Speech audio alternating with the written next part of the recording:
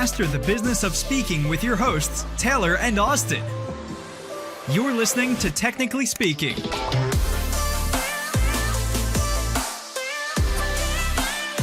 Welcome to another episode of Technically Speaking. We're your hosts, Taylor and Austin, and today we have the absolute pleasure of talking with Tricia Brouk. Now, Tricia is an award-winning director. She has worked in theater, film, and television for nearly 3 decades, and her work includes the writing of 2 musicals, both produced in New York City, a one-woman show, and 4 documentaries, 2 eligible for Academy of Motion Picture Arts and Sciences nominations.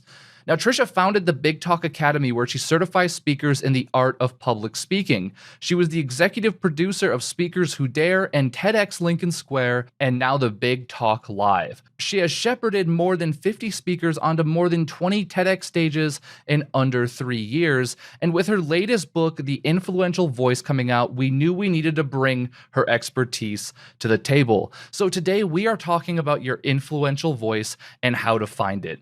As always, stay tuned till the end for some awesome resources from the show and from Tricia, and we really hope you enjoy this one. And we are live. Tricia, oh, I am so glad you're here. Welcome to the show.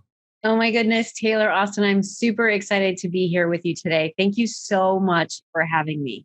The pleasure is really ours. So we love all the work that you're doing, and I'm really excited to unpack a lot of that today, especially. So the way, as our listeners know, we always love to kick off the show is just with your background. How did you end up in the crazy world of thought leadership, helping speakers on top of it? Like, just tell us the whole thing. What was the journey like? First, let me just say, I love that you call thought leadership a crazy world. I love that so much. You are just so spot on with how crazy everything is in the world. So let me just start by saying thank you for that. Because I think people in the space of thought leadership can be so serious and so very, constipated, if you will. I love that adjective was just dropped on the show. Yes, it's so true. So thank you for jumping in with such a lighthearted, amazing way of talking about the power and the importance of what it is we do. And I think when you step away, and yes, it is serious business, but when you also step away and realize that you have an opportunity to be playful and to be curious and to be humble within all of this work, then you get so much more work done. Let me start with the fact that I grew up in the Midwest. I am from a small town, Arnold, Missouri, which is 20 miles south of St. Louis. I grew up on a farm. I learned how to shoot guns. We had squirrels for lunch and cow brains for dinner. And I was a bluebird, which is the precursor to being a brownie. And that's what I had going for me at the time. And I went to go see my sister perform at a local studio as a pink poodle. She had joined dance school because she was very shy. She was 4 at the time. I was 7. And I was sitting in the audience thinking, this is a thing. Being on stage is a thing. And I didn't want to be a pink poodle. I didn't necessarily want to be a tap dancer. But I knew that being on stage meant that I could reach higher levels. I could be more than a farm girl. I could be more than a bluebird, and then a brownie, and then a Girl Scout. Like, what is possible if you can get on stage and reach more people? And in that moment, I became obsessed with becoming a dancer. I said to my parents, I want to be a dancer. I want to go to dance school. And they made me choose dance school or bluebirds. And clearly it was an obvious choice for me. No more bluebirds, no more Girl Scouts. I don't want to go camping. I want to be a dancer and wear pink tights and point shoes. I want to dance with Baryshnikov. I want to move to New York City. And in that moment, I just made the decision that I am going to become a dancer. And I spent the rest of my life focusing on that outcome. And I literally studied dance every single day, went to grade school, high school, went to college. Because my parents said you have to go to college, I would have moved to New York City straight out of high school at 17 and gone to, to any and all auditions. Yeah. They gave me the smart guidance to go to college. So I got an education and then moved to New York when I was 20 years old, pursued my career, danced all over the world, and all over the world, meaning huge opera houses in Vienna and Paris and Palermo and Portugal and New York City. I was absolutely living my dream and loved it and fulfilled that dream. I also became an entrepreneur right away because I did not want to be a starving artist. I had zero interest in being a starving artist. I wanted to take myself to dinner and have nice shoes and have the occasional martini. So Amen. I was very interested in being able to have money as an artist. So I started a fitness company early on. So when I was touring the world, my trainers were training my clients. So I was making money in both areas of my life, the right brain and the left brain. And about 3 years ago, after I decided to move on from being on stage as a dancer, I moved into producing and writing and directing and choreography so that I could continue to have a bigger impact. So I've been doing that for almost 30 years. And 3 years ago, a friend of mine reached out and said, I want you to direct something that I just landed. And I thought, okay, what is this new show you're working on? And she said, it's a TED Talk. And I thought, oh, very, very interesting. We'll do this just like a one-woman show. I'll analyze your script. We'll work on choreography and blocking. And it was super fun. And that's exactly what we did. And I literally talked her into or directed her into leaving her shoes on the red circle as she exited. So this was the first time that I was able to get my theatrical hands on somebody who did a TED Talk, and I loved it. Wow. After that moment, I was like, okay, back to my thing, making films, documentaries, theater, movies, all that stuff. And she planted the seed. You should do this. And I thought, do what? People pay coaches to work with them on speaking. That's a thing. I had no idea.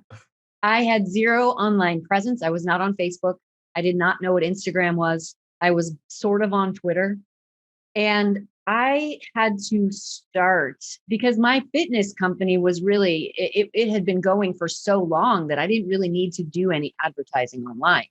So I had zero online credibility. I didn't know what a speaker coach meant. I knew what a director meant, and I could certainly do that. And what happened was because I said yes to this, the universe threw all these speakers at me. And I had no place to put them. So all of a sudden, I'm working with all these thought leaders, if you will. And I realized, what does a theater producer do? They put on shows. What's the best show for speakers? TEDx. So I applied to get my license. I became the executive producer of TEDxLincolnSquare in New York City. And I began this journey of amplifying and elevating voices in order to make the world a better place. And I really had no idea that is what would end up happening, that would be the byproduct of using my skill set as a performer for 30 years, being on thousands of stages, and as a director working with actors. And all of a sudden, I was able to marry these multiple areas of expertise in order to really serve humanity. And that is what has brought me here today with you. Wow. Don't you just love how all of it comes together like that? What a journey. Seriously, it's super impressive. You know, something that I love about your experience too is like you had these random, I guess, opportunities arise, but they came from you chasing your passion and doing what you loved doing. And I think, like, you know, that cliche, the best things in life happen organically, is kind of true in your sense in many ways. Would you agree with that? I would totally agree with that. And I would like to add that it's also about saying yes. Mm-hmm. I always say yes. And that doesn't mean that I don't say no to people. It means I always say yes to an opportunity. And it could potentially mean that I say yes to myself. And that example means if somebody asks me to go to a networking event at 9:00 at night, I say no to them because I'm saying yes to myself. I need to get a good night's sleep. But I always say yes to things that I may not know if I can actually do. And this is an example. John Turturro reached out to me and he said, I'm doing this movie with Kate Winslet, James Gandolfini, Susan Sarandon, Eddie Izzard, Christopher Walken, Steve Buscemi. And I was like, what's happening right now? Would you choreograph this? I had never choreographed a step in my life. There was no way I was going to say no to that question, period. Wow. Yeah. I said yes and immediately immersed myself in the music, in the script, trusted that the universe would provide me because I had danced so long. I knew how to move. I knew how to make up steps. I just never was asked to officially do it. So I say yes to things that I'm terrified of every single day. I am so glad you said that. Has there ever been a time where you've said yes to something that terrified you and then didn't work out?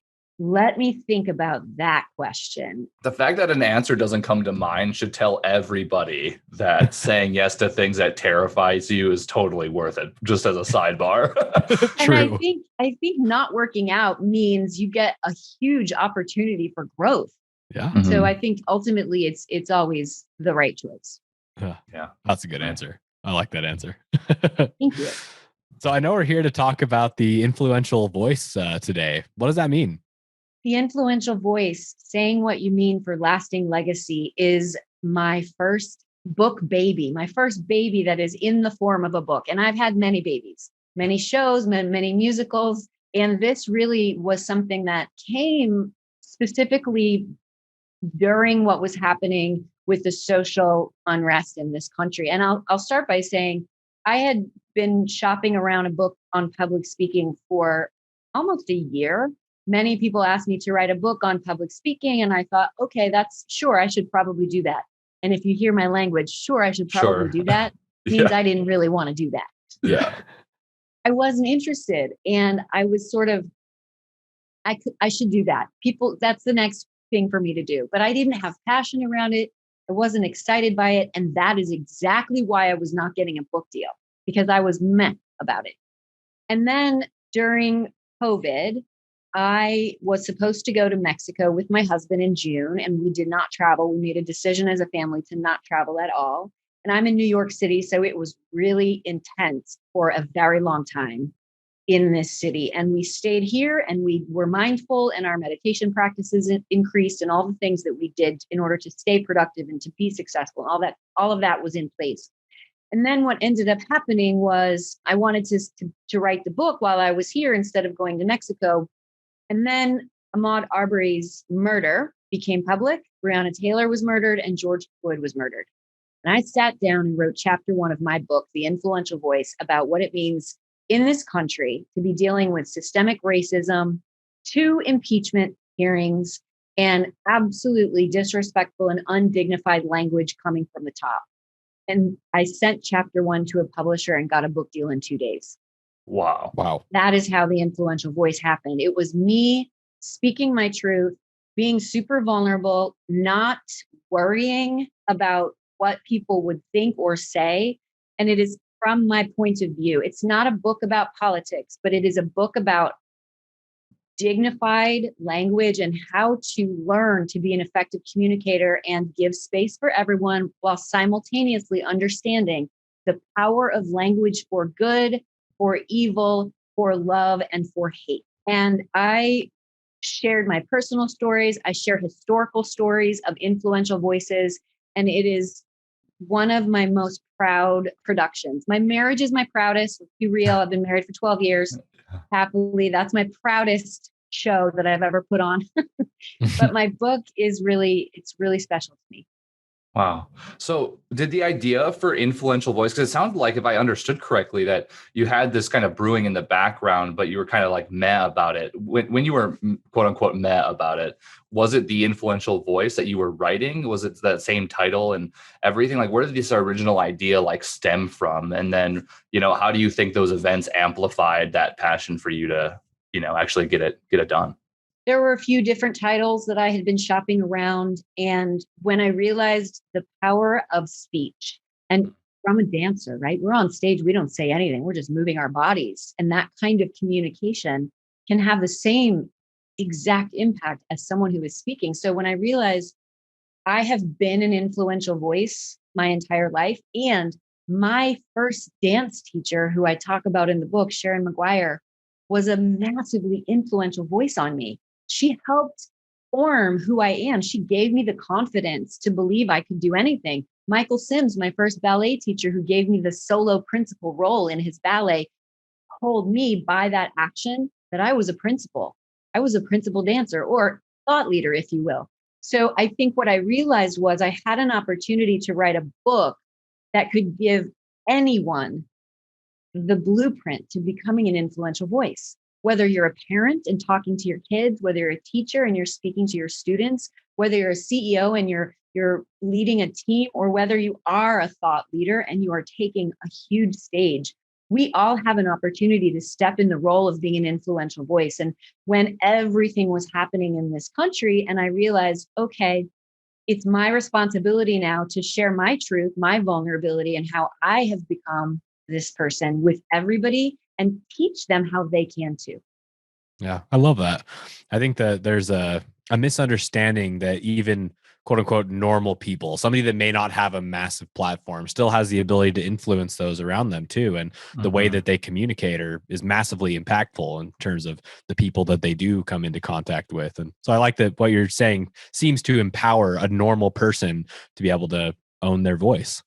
Absolutely. And I share that during the height of the lockdown in New York City, the grocery store next to me stayed open 24 hours so that people could come and go, and there wasn't a lot of people in there and it was safe. And I would go to the grocery store fully masked at 5:30 in the morning, and Pamela, in full hair and makeup, lashes, full mask, hair done, she would check me out and all my groceries, and we would have a conversation every other day. And she influenced me like she will never know, making me feel safe, making me feel normal, talking about what I was going to make for dinner that night based on what was in my grocery cart. To this day, she influenced me more than she could ever know because she made me feel safe and normal. So yes, we are all influential voices. Yeah, I love that. Yeah, it's nice that I think sometimes we see a new book pop into the public speaking space, and it's really just targeted to public speakers, thought leaders, people who have platforms. It's nice that you're giving voice to everyone. We all have a voice. We all have a message. Our experiences are perfectly justified in the way we think and believe and behave now, and the things we want to see changed. Empowering everyone to have a voice, I think, is really magical. And I'm really glad that you brought those two worlds together. The thing that really stood out to me, though, about the book is the subtitle about having a lasting legacy, right? So how does legacy actually play into all of this? And why was that such a variable for you? And I mean, honestly, why did legacy out of all things make it to the subtitle of this book? Really great question. And it's a really personal answer. I have never wanted to have children. It was not something that I ever desired, felt like, thought about ever. It's just not who I am. And I am amazing with all of my friends' kids. I will make out with any baby, trust me. But the reality is, I just didn't want to have kids. And I kept thinking, okay, what's my legacy? What am I leaving behind? Most people leave a family behind. They leave kids behind. They leave generations of themselves behind. How can I leave a lasting legacy? And how can I teach people to also be conscious of the lasting legacy that they are leaving behind? So that is why I chose that specific language. My legacy are all of the speakers that I have come in contact with, who I have helped transform into the human being they are meant to be. And I say human being they are meant to be specifically instead of speaker they are meant to be, because when I work with people, I help them get vulnerable and naked so they can transform into the person, the human being that they're meant to be, so that they can step into the role of speaking as an influential voice. So that's why I chose that language, Taylor. Oh, that's so good too. And the thing that I think has been ringing in the back of my head since I originally started with working with speakers is the authenticity, the ability for a speaker to get up on stage and actually truly connect with the other human beings are there. That's the distinction between somebody who's a fantastic, amazing, world-class speaker. Like there's a ton of people out there that have the ability to just repeat the academic language that they've been taught, let's say, or are formulating opinions based on other people's ideas. And that's a bad thing. I think all ideas sort of come back from other places that have been referenced throughout history, but like everybody having their own experiences and being uniquely themselves is the thing that allows you to connect with another person. Like you can't mimic that in another way. And so it sounds like you're not only helping them understand themselves, but you're also giving them a stronger vehicle, let's say, to actually make a connection to the people that they're sharing their ideas with. Like, would you agree with that? That's my hope, Austin. And it's also why I told so many personal stories, and why I really share my history as a dancer and where I moved from and what it was like living in New York City, so that I could share those personal stories, give people an opportunity to relate to me so that they can say, if she can, I can. And that's really important to me. Hear, hear. So there's some words that we know you toss around: purpose, values, and mission. Can you tell us how those things fit into the influential voice? For sure. When we are clear on our purpose, why we get up every morning, then when we're tired, when things aren't working out, when there's a hiccup or a challenge or of some sort, we can always just go back to the purpose and stay on course and on track. When we're clear with what our values are, and that's our values, not the values that we instilled from being our parents or that we've brought into our lives from our past, it's really understanding what our unique personal values are. And then when you marry purpose and values, you get the mission. And the mission is really what your purpose is with the strategy behind how you're going to accomplish it. And the reason purpose, values, and mission are so important and why the book starts off with getting clear on those is because if you are a speaker and you're talking about something, whether it's from a stage, on a blog post, on an interview, on a podcast, a Facebook Live, anything, you go off course, or if someone challenges you and you go off course, you can just realign yourself to that North Star, which is your purpose, your values, and your mission. And when you're clear on those three tenets, you will show up consistently. And anybody knows when you are online and you're showing up consistently, that is how you're going to earn the trust over time from your audience and from your potential clients. And that's something that many people get lost. They're not clear on purpose, values, and mission. They're flailing all over the place with who they are, what they think, what they believe in. Nobody can trust who they are because it's not consistent. So that's why purpose, value, and mission are your North Star. I like that. I like how you summed all of that up, especially the trust factor in our digital world as well. When you see a bunch of content from one person about a bunch of different things, it's hard to know what one thing that person might be good to help you with. So it makes the decision-making process a lot more muddled. So I'm really glad you brought in, because normally when we talk about purpose, values, and missions, because I don't think these are really unknown objects to people in the business community, right? But often they don't know how to conceptualize those three things and how they apply to, one, the direction of their business, but also to the direction of their clients and actually acquiring the business that they need. It's a cool take. Thank you for sharing all of that. I'm curious though, we've been talking about this influential voice. Everyone has an influential voice or potentially can be found. But as you know, like finding that influential voice is a journey, to put it lightly, right? Are there any methods or things people can do to help kind of hone in their purpose, mission, values, or just find their influential voice? Like for the listeners out there who might be wondering, like, am I already in line with my influential voice? Like, how can they discover how to find it? I think first, if you can trust that what you have to say matters, that's the first step. And then remember that everything that comes out of your mouth is going to impact someone, which is why choosing your words wisely, making sure that you're clear on how you're showing up in the world and who you are in the world. First, it's got to start with knowing who you are. And when you know who you are and you do that self-exploration and you really work on developing who you are and understanding who that is, then you're going to move into how you're going to show up for others by communicating, whether it's simply having conversations over the dinner table, even more complex, having conversations with your students in a classroom, even more complex, having conversations with larger groups in a summit of some sort, whether it's virtual or live, and then moving into the thought leadership space. So you want to start by building blocks. You want to be prepared to practice what it means being an influential voice, because you'll continue to get more and more opportunities to expand your voice and your reach. It really comes down, though, to knowing who you are and what your message is and getting clear on that before you begin to think about it. Nice. Very, very concise. Easy to put into practice, too.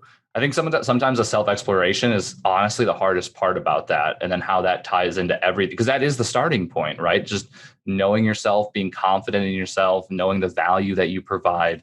I mean, all of that has to transcend through the rest of those steps in order to acquire the business, to get people to trust you, to feel like you have an impact in people.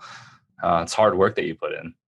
It is. And I think when you can find a community that you trust, that can reflect back who you know you are so that you can see that and you can be, okay, it's being reflected back on me. So that means I must be in alignment here. I think that's another key, is that find a community, spend time with people that you can trust, who are going to reflect back how you're showing up with feedback that's positive and that with feedback that is also critical so that you can improve and you can make those adjustments. That's also part of this. Yeah, for sure. Wow, Tricia, this has been, I feel like this is the reason why we love doing these shows. We just learned so much, and being able to bring your ideas to the table. And I feel like I have a new concept for understanding how I influence people outside of just the work we do every day. I tend to focus more on the professional end of the spectrum a lot of the time than even the personal end of the spectrum, and trying to have influence. So I'm very excited to finish the rest of the book. And as you know, we're all about creating value for our audience. The book is one of the things you're working on, and we'll make sure we have show notes and links to that at the bottom. But is there anything else you're working on that our listeners can benefit from, or things they can, glean from you? Well, the Big Talk Academy is my 12-week speaker certification program. And what I'm super excited about is being able to take people on the journey of finding their influential voice, learning how to write a speech, learning how to perform it, and ultimately becoming a certified speaker through my process. So that's Nice. really, really exciting. And I would also love to offer your community chapter 1 of The Influential Voice for free. Wow. Awesome. Well, I will make sure there are a link to both of those in the show notes. So if you haven't yet, be sure to check those out. Hey, if you like this episode, don't forget to rate it, subscribe to it. If you want more awesome resources like this, go to speakerflow.com/resources. Thank you so much for chiming in. I just wanted to take a second to thank our sponsor, Auxbus. Auxbus is the all-in-one suite of tools you need to run your podcast. And it's actually what we run here at SpeakerFlow for Technically Speaking. It makes planning podcasts simple. It makes recording podcasts simple. It even makes publishing podcasts to the masses simple. And quite honestly, Technically Speaking wouldn't be up as soon as it is without Auxbus. Thank you so much, Auxbus. And if you are interested in checking Auxbus out, whether you're starting a podcast or you have one currently, get our special offer, auxbus.com/speakerflow, or click the link below in our show notes. Thanks for tuning in today. Check the show notes for more info and see you next time. Later.